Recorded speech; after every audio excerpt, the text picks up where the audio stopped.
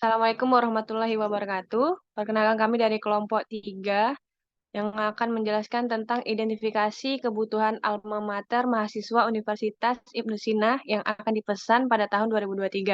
Yang terdiri dari Diva Taura Putri, Herlisa Sandi, saya sendiri, Lilik Sutanto, Muhammad Dian Sabahna, Rehan Baharudin, Yogi Yusri Mahendra.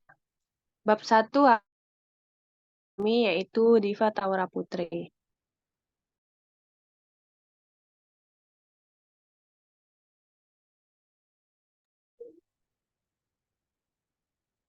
Oke, bab satu yaitu latar belakang penelitian. Satu, statistik secara luas adalah satu ilmu matematika yang mempelajari pengumpulan analisis, interpretasi, presentasi, dan pengorganisasian data.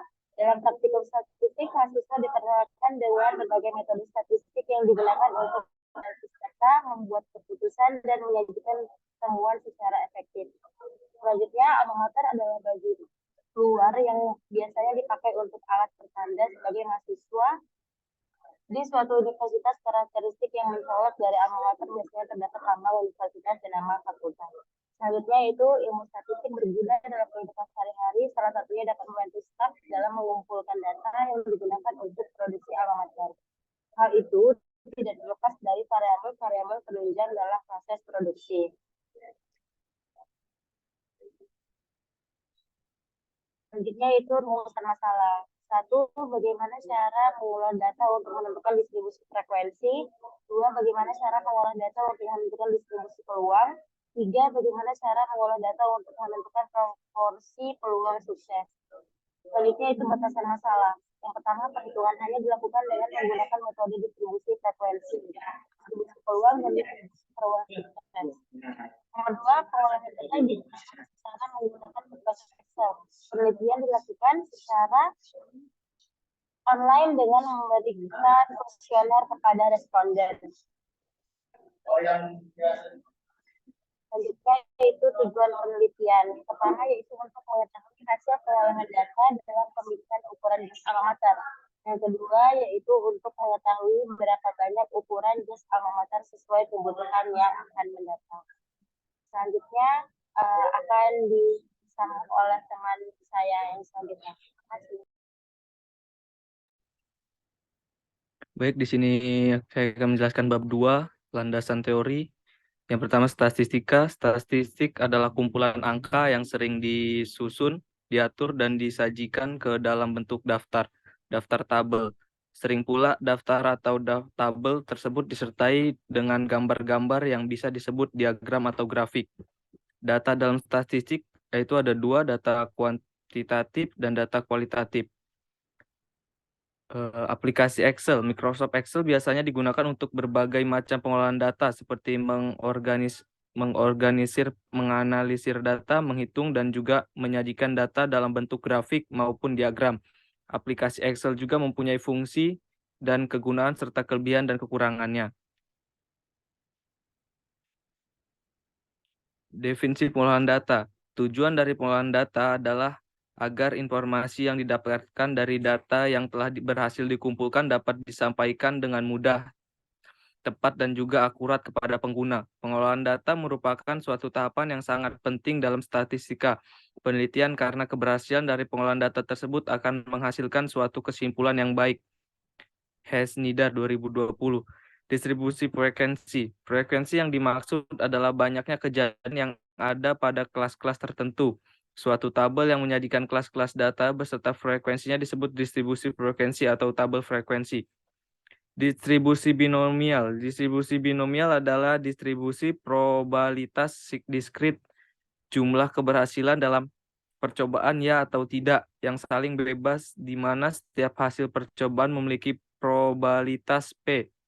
Binomial digunakan untuk data diskrit atau bukan data kontinu yang dihasilkan dari eksperimen Bernoulli, mengacu kepada matematikawan Jacob Bernoulli. Baik, selanjutnya akan dijelaskan oleh teman saya Yogi Yusri Mahendra. Baik, saya akan melanjutkan bab 4 itu metode penelitian. Di sini ada kerangka pemecah masalahnya. Yang pertama itu ada waktu dan tempat penelitian. Waktu penelitian dilakukan selama 5 bulan, dari September 2023 sampai ke Januari 2024, dan berlokasi di Universitas Ibnu Sina.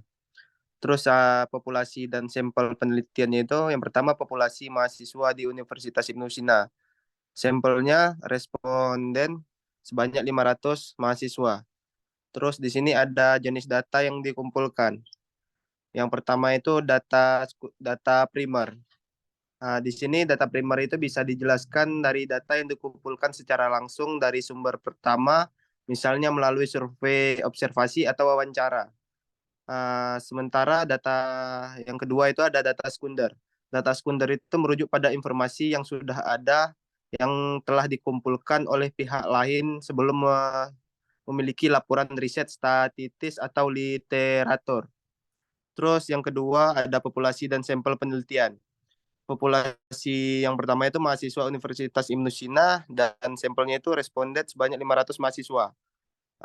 Terus metode pengumpulan data. Yang pertama menyebarkan konsioner, yang kedua studi pustaka sebagai landasan teori. Yang kedua studi pustaka sebagai landasan teori, dan yang ketiga data yang diperoleh dari tanggapan mahasiswa Universitas Ibnu Sina terhadap rencana tersebut. Terus metode pengolahan. Yang pertama ini ada distribusi frekuensi.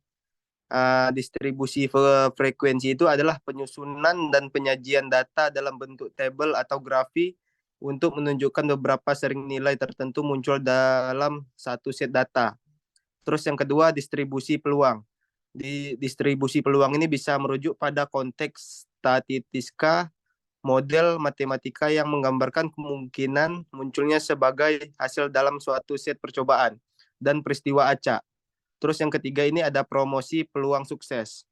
Baik, itu aja yang bisa saya jelaskan. Lanjut ke Pak Lili Sutanto ya.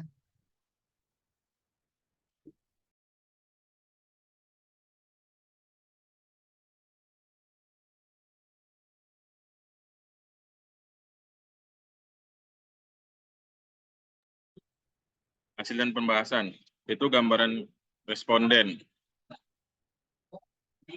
Peneliti mengenai pengaruh kualitas pelayanan jasa alma mater terhadap kepuasan mahasiswa dilakukan di Universitas Ibnu Sina Batam, sehingga responden penelitian ini diambil dari mahasiswa aktif yang ada di berbagai fakultas dan program studi yang tersebar di seluruh ruang lingkup Universitas Ibnu Sina Batam.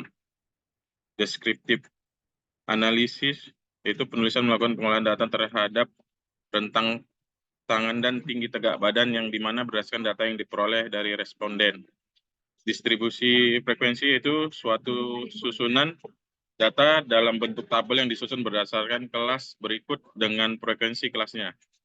Power BI1, Power BI, Power BI adalah untuk mengkonsolidasikan data dari berbagai sumber dalam suatu set data terintegrasi. Dengan Power BI, hal ini dapat memvisualisasikan, mengevaluasi, dan menganalisis data lewat laporan dashboard serta aplikasi yang dapat dibagikan ke pengguna lain.